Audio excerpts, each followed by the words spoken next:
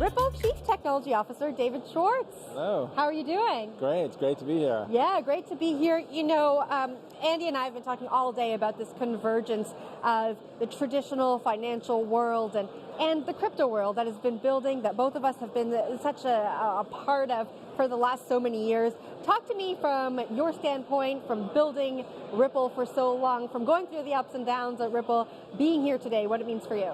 It's tremendously exciting. I feel like we really are on the cusp of a mass institutional adoption, both of DeFi and of other blockchain technologies.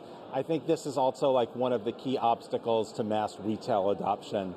A lot of people in the space previously thought that retail adoption was like the big wave, but I think institutional adoption is a precursor. You have to connect to where people are. You have to go to where the value is. You can't build a new financial system from zero, ignoring the existing financial system where everybody's money is, where all the value is, where the real world is, trillions of dollars in value. You can't just say, oh, forget about all that. Let's just build something new over here. It doesn't work. And so I think this wave of institutional adoption over the next year or two is going to be what's going to pave the way for mass retail adoption. And then we can deliver on those promises. Like, we all want to bank the unbanked, but like the unbanked, like they have to be able to spend their money to buy groceries and pay their phone bill, and so we have to have that institutional connectivity. And I don't think there are any obstacles. I think that's and I think this conference shows that. You guys have shown a tremendous amount of resilience over the last couple of years and helped score some of the biggest wins from of the industry against those who doubted it. XRP is in one of our flagship indices and was a top performer. It's been an exciting couple of months. Like, how has the perception of the firm changed from inside and outside? A lot of people are taking a look at Ripple that really maybe hadn't before. How are you thinking about conveying what the company does to people who are looking at it for the first time? Yeah, it has been a huge difference. 4 years ago, we had what I called the worst Christmas ever when I found out that the SEC was suing us. Yes. And a lot of people thought that would just be the end of our business, and it could have been. And I'm glad to say that the industry eventually rallied around recognizing the regulatory overreach, and I think things have gotten obviously a lot better since then. More recently, the changes in the United States over the past month or so have just been unbelievable, and it has unlocked business in the United States, but also business overseas. I think a lot. I didn't realize this until the change happened. There were a lot of other countries that kind of take their regulatory cues from the United States, and so when the United States didn't seem serious, they didn't really seem all that serious either. Now there's more international competition to bring in innovation. I think now we also, Ripple has a new product, RLUSD, which is a stablecoin, which we think is going to be great for applications ranging from things like payments to DeFi, as a collateral, as a way of moving value from one place to another. And then, of course, the XRP ledger adding DeFi capability. That's not the first generation of DeFi capability was very experimental, and it was looking for like absurdly high yield. It was gambling, let's be honest, it was gambling.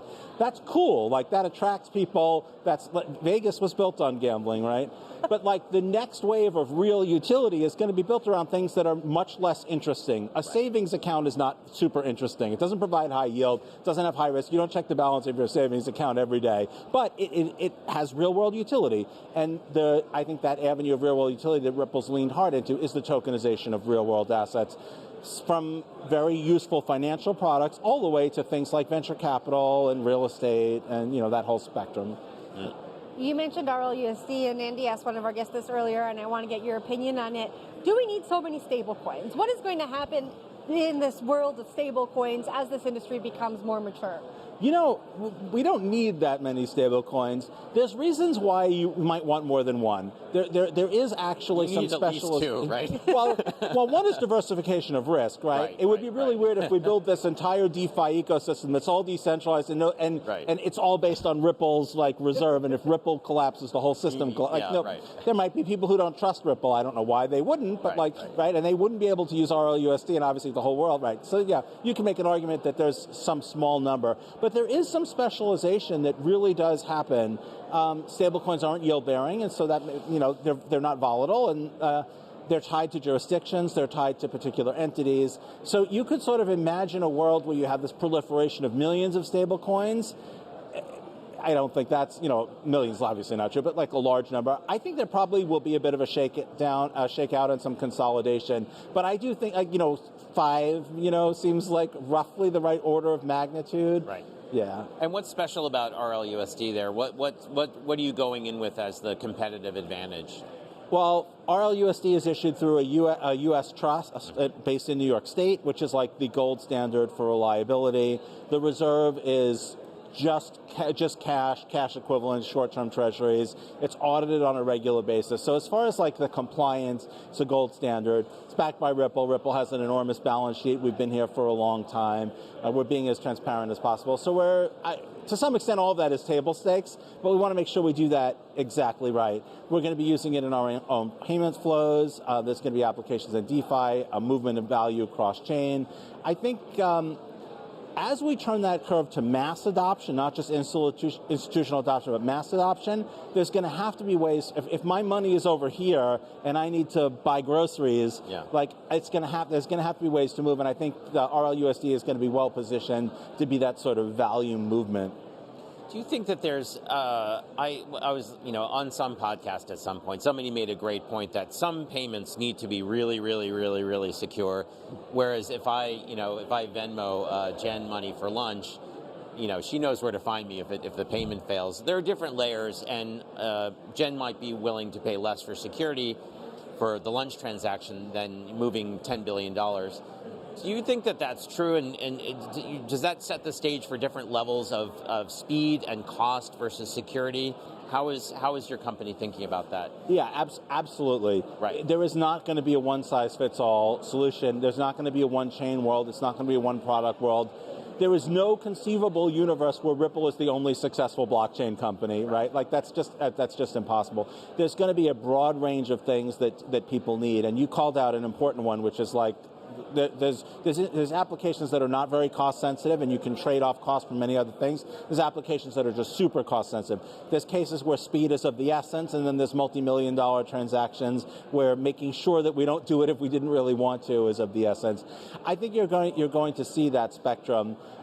We focused, as Ripple as a company, like in our enterprise products, is focused mainly on institutional payments, where there's that balance. They're cost sensitive, but they're very sensitive to things like 24/7 availability, compliance, and then bringing costs down. But yeah, I think you will see a whole spectrum of products. And already you see chains that are focused on very fast payments, chains that are focused on very high security.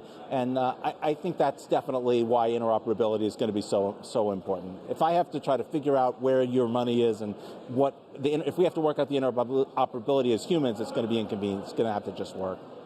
You mentioned institutional adoption as the next step on the way to retail adoption, that real mass adoption. What needs to happen from an infrastructure perspective for this industry to be ready for that?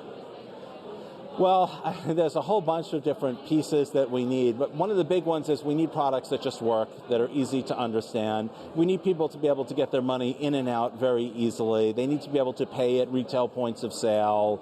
On the institutional adoption side, compliance has to be worked out. We need clear regulations, particularly in the U.S.